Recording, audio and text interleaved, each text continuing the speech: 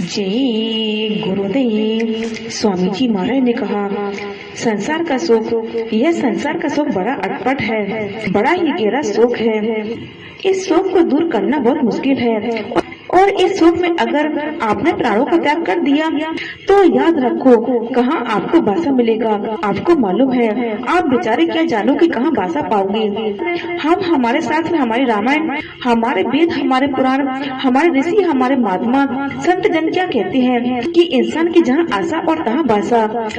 आपने अपनी आशा कहाँ कहाँ लगाई है। किसी ने स्त्री में आशा लगाई, किसी ने बच्चे में आशा लगाई, किसी ने पति में आशा लगाई, किसी ने जायदाद में, किसी ने हुकूमत में। अरे भाई, इसी में आशा लगाई। आखिर जन्म कहाँ होगा आपका? आपने इस पर विचार किया? इस संसार से आपको अकेले जाना है। अपना विचार बनाओ, अपने चलने का सामान बनाओ। जाना आपको यहाँ से अवश्य है, छोड़कर निस्संदेह जाना है। हमको रहना नहीं है, सबसे आपको बिछड़ करके अकेले जाना है। न किसी को साथ में लेकर आए हैं और न लेकर जाएंगे। मुसाफिर की तरह रहो।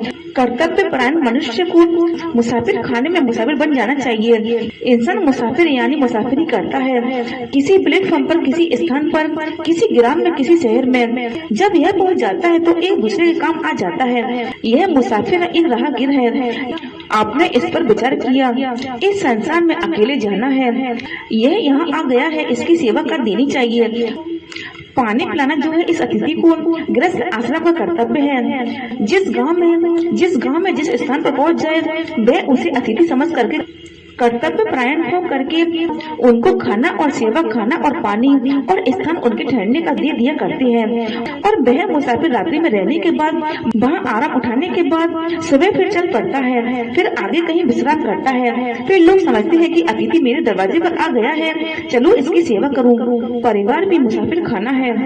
तो आप क्यों नहीं समझते अपने स्त्री, बच्चे, कुटुम्ब, परिवार वालों को कि यह क्या है? अतिथि है। यह हमारे अतिथि कब तक है?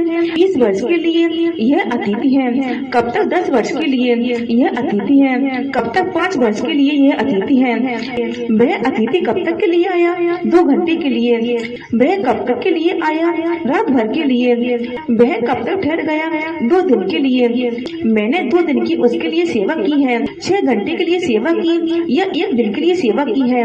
अरे भाई, यह सब मुसाफिर खाने के राहगीर हैं। इनकी सेवा हमने 10 वर्ष, 20 वर्ष और 50 वर्ष के लिए कर दी। आखिर है क्या? अतिथि की सेवा ही है। अगर इंसान इसको भी यही सेवा समझ ले, अतिथि की सेवा, तो इंसान इसके मुंह में नहीं फंसता।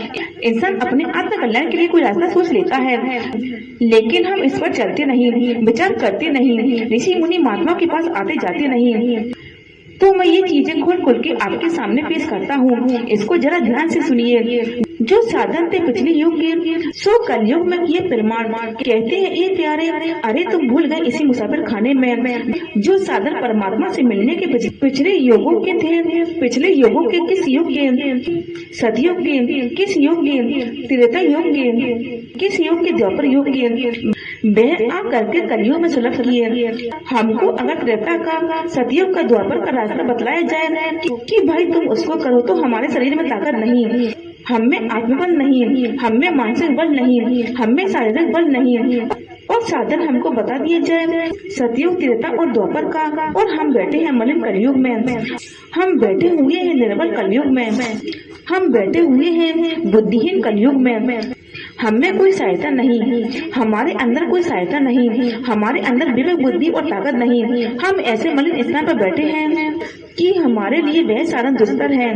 अब अगर आपके सामने सतयुग और त्रेता और द्वापर के साधनों का वर्णन किए जाए अपने आत्म कल्याण के लिए, तो क्या इंसान समझ सकता है? उसको कभी नहीं समझ सकता, कभी सोच नहीं सकता, कभी उसको कर नहीं सकता। उसका आत्म कल्याण नहीं होगा।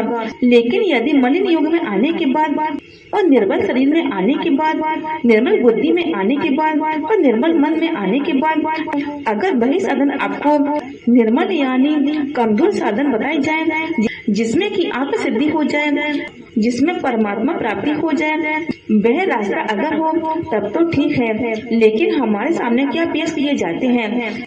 शास्त्रों की व्याख्या और उपदेश पर दिए जाते हैं। जय गुरुदेव।